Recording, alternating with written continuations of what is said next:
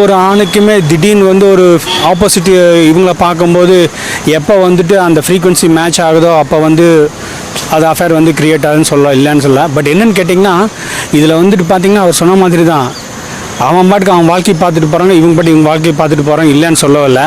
But ஒரு பேரண்ட்ஸோடைய சப்போர்ட்டோட ஒரு மேரேஜ் நடக்கும்போது ஒரு கப்பலை வந்து தண்ணிக்குள்ளே தள்ளி விடுற மாதிரி தான் ஒரு துடுப்பு, அதுக்கப்புறம் அவங்க துடுப்பு போட்டு அவங்க போய்ப்பாங்க. அந்த ஒரு பேக்ரவுண்ட் சப்போர்ட்டுங்கிறது இருக்குது. பட் இந்த மாதிரி இண்டிவிஜுவலாக போகும்போது பண்ணும்போது வந்து பார்த்திங்கன்னா நம்ம ஒரு பேரண்ட் சப்போர்ட் இல்லாமல் அவங்க லீட் பண்ணக்கூடிய கெப்பாசிட்டி இருக்கணும்.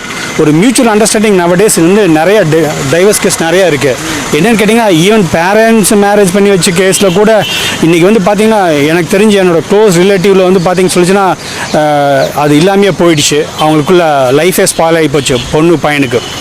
பட் இப்போ இன்றைக்கி வந்து பேரண்ட்ஸ் அரேஞ்ச் பண்ண மேரேஜ்லேயே இப்போ என்னாச்சுன்னு கேட்டிங்கன்னா கோயம்புத்தூரில் தனியாக ஒரு கோர்ட்டே ஓப்பன் பண்ணிட்டாங்க இதுக்காக, தெரியுங்களா? ஸோ அந்தளவுக்கு வந்து ரிலீஜன் மட்டும் இல்லாமல் அப்பார்ட் ஃப்ரம் த ரிலீஜியன் எல்லா ரிலீஜனுமே இன்றைக்கி இந்த மாதிரி காரணம் என்ன கேட்டால் மியூச்சுவல் அண்டர்ஸ்டாண்டிங் கிடையாது, புரிஞ்சுங்களா?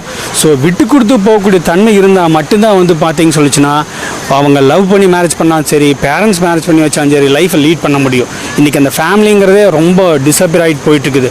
ஸோ வந்து இது வந்து பேரண்ட்ஸ் பண்ணி அரேஞ்ச் பண்ணி மேரேஜா இல்லை இண்டிவிஜுவலாக பண்ணி மேரேஜாங்கிற கணக்கு வேண்டாம். பட் ஒரு பொண்ணு பையன் வந்து இது பண்ணாலுமே கூட ஒரு விட்டு கொடுத்து போகக்கூடிய தன்மையோடு இருந்தால் மட்டும்தான் லைஃப்பை லீட் பண்ண முடியும். எந்த ஒரு வந்து சுச்சுவேஷன்லையும் வந்து அதை ஹேண்டில் பண்ணி அதை வந்து டாலரேட் பண்ணி வரக்கூடிய ஒரு மென்டாலிட்டி வந்து ரெண்டு பேத்துக்கும் வேணும். இன்றைக்கி இருக்கக்கூடிய ரொம்ப ஸ்பீடு, அது ஓவர் எக்ஸ்பெக்டேஷனு, ஸோ இதெல்லாம் கடந்து அவங்க வந்து ஜெயிக்கணும். அப்போ தான் உண்டு. இது வந்துட்டு பார்த்தீங்கன்னு சொல்லிச்சுன்னா நான் வந்து அவங்க லவ் பண்ணிட்டாங்க இவங்க வேண்டாம் அப்படின்னு சொல்லி கட் பண்ணுறனால பேரண்ட்ஸோட இதனால அவங்க ஒரு ஸ்டேஜுக்கு அப்புறம் அவங்களே வந்து ஃபேமிலியிலேருந்து அவங்களே இதாகிடுறாங்க. ஸோ அதுவும் தப்பு தான், அப்படியும் போகக்கூடாது.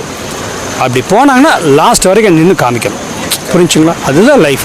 அது வந்து நம்ம எப்படி மேரேஜ் பண்ணி வச்சாங்கிற முக்கியம் இல்லை. நீ அப்படி எடுத்துட்டீங்கன்னா அவர் சொன்ன மாதிரி பேரண்ட்ஸ் கொஞ்சம் சப்போர்ட் பண்ணணும். வேண்டாம்னு சொன்னால் சில பேர் அது வந்து லைஃப்பை வேண்டாம்னு முடிச்சுட்டு போயிடறாங்க, அதுலேயும் பிரயோஜனம் இல்லை. ஸோ எப்படி வேணால் இருக்கட்டும், பட் வந்து ஒரு லைஃப் லாங்காக லீட் பண்ணக்கூடிய அளவுக்கு வந்துட்டு ஒரு இது இருக்கணும், அவ்வளோதான்.